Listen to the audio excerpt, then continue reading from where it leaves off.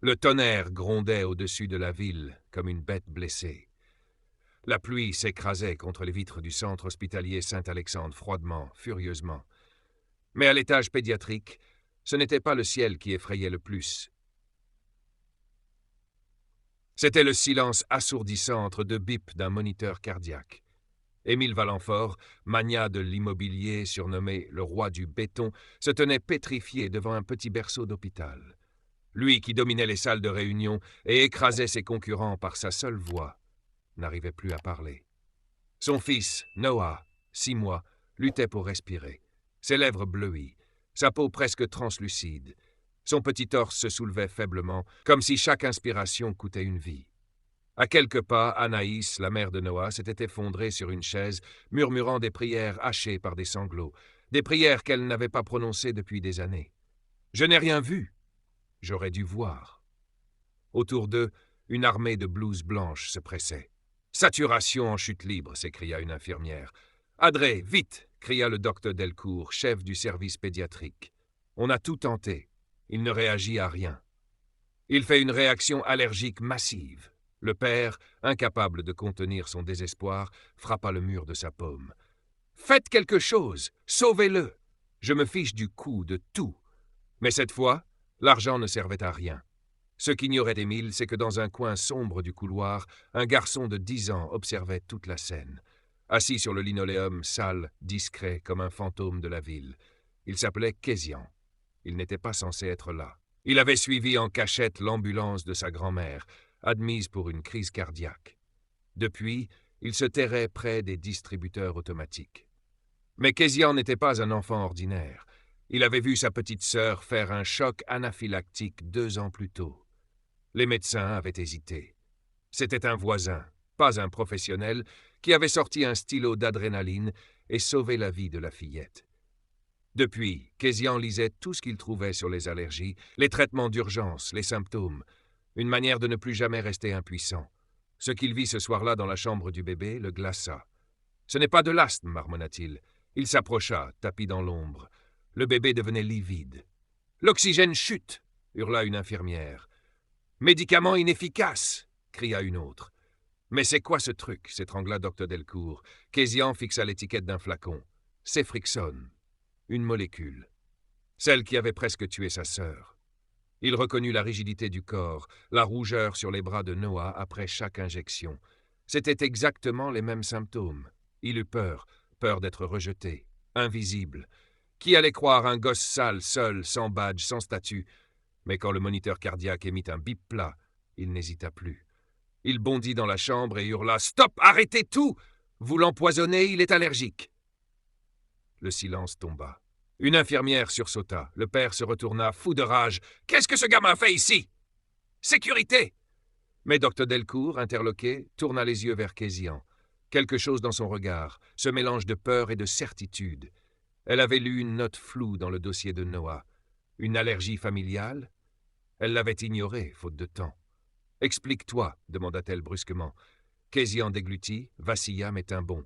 « Cette molécule, elle est dangereuse pour les enfants allergiques. Il faut arrêter, donner de l'adrénaline, changer l'antibiotique. » Le temps suspendit sa course. Dr Delcourt arracha le dossier médical, relut. Elle se tourna brusquement. « Il a raison !» Changement immédiat de protocole. Injection d'urgence. Quelques secondes plus tard, le moniteur émit un bip, puis un autre, puis encore. Noah reprenait des couleurs. Un cri, faible mais audible, s'échappa de ses lèvres. Anaïs fondit en larmes. Émile tomba à genoux, et Kézian vacilla. On lui tendit un jus, des biscuits. Une infirmière lui tapota l'épaule. Le chef du service le remercia d'un murmure. Et dans cette chambre, là où l'argent, la science et la technologie avaient échoué, c'est un enfant oublié qui avait sauvé une vie.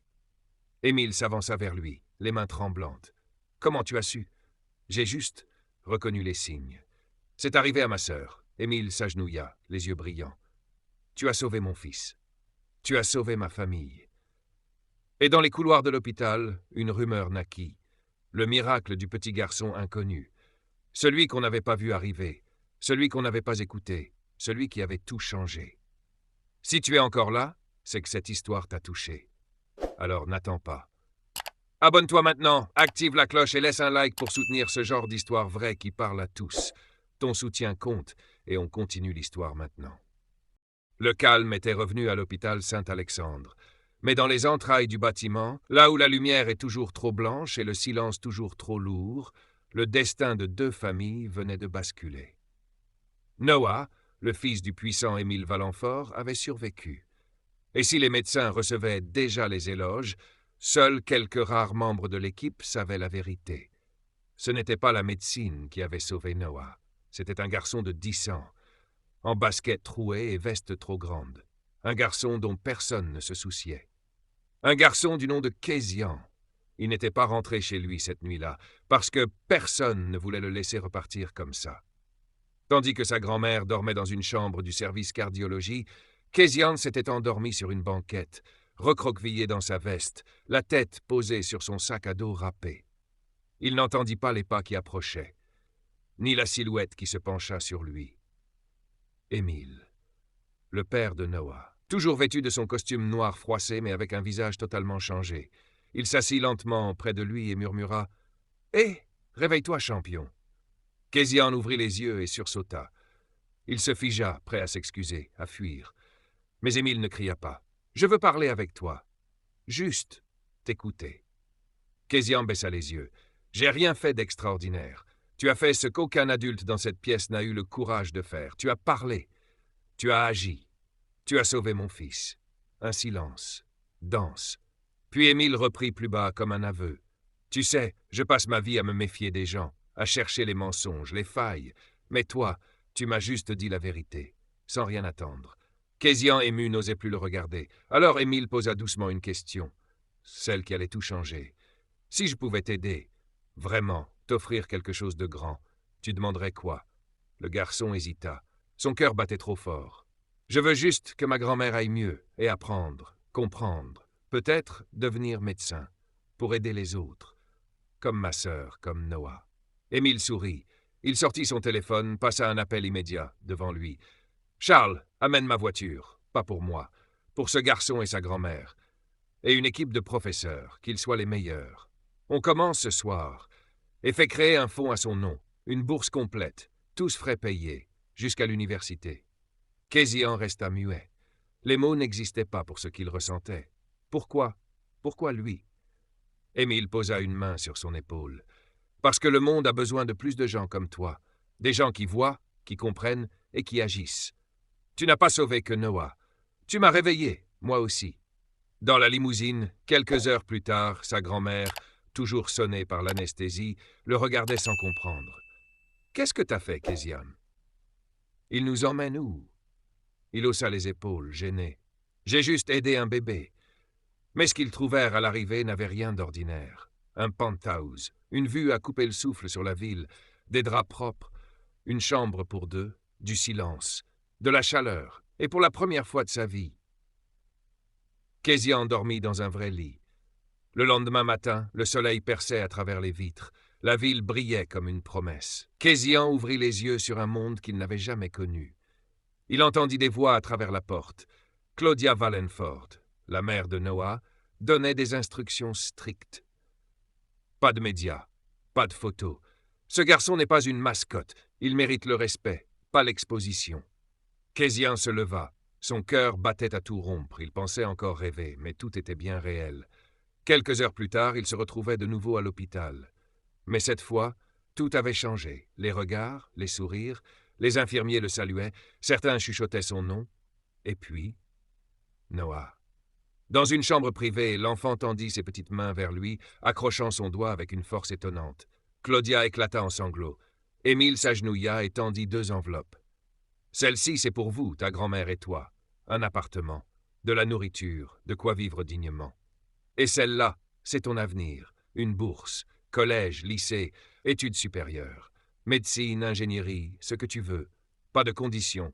Juste une promesse de ne jamais cesser d'apprendre. » Kézian n'arrivait pas à parler. Les larmes coulaient seules. Mais Émile n'avait pas terminé. « Une dernière chose. Tu feras partie de notre fondation, pas comme bénéficiaire, comme ambassadeur. Tu partageras ton histoire. Tu aideras d'autres enfants. Tu rendras visibles ceux que le monde ignore. La grand-mère de Kézian, encore sous le choc, prit la parole. « Pourquoi vous faites tout ça ?» Claudia s'agenouilla à son tour, une main sur le cœur, parce qu'il nous a rappelé pourquoi on vit, pourquoi on aime, et ce qu'est vraiment la valeur d'une vie. Ce soir-là, au dîner, dans un appartement luxueux qui n'était plus étranger, Kézian partagea un repas chaud avec sa grand-mère. Pour la première fois depuis longtemps, il ne se sentait plus invisible. Et lorsque Émile lui tendit une dernière lettre, « Tu veux inspirer d'autres enfants, rejoindre notre fondation, aider ceux qu'on oublie trop souvent ?» Kézian hésita. La peur le serrait, mais l'envie d'aider brûlait plus fort. « Je vais essayer, dit-il. Je veux faire la différence. » Émile hocha la tête. « Hier, tu as changé notre monde. Demain, tu changeras celui des autres. » Et dans le reflet des lumières de la ville, un ancien enfant des rues devint une légende. Si tu es encore là, c'est que cette histoire t'a touché. Alors n'attends pas. Abonne-toi maintenant, active la cloche et laisse un like pour soutenir ce genre d'histoire vraie qui parle à tous. Ton soutien compte, et d'autres récits comme celui-ci arrivent bientôt.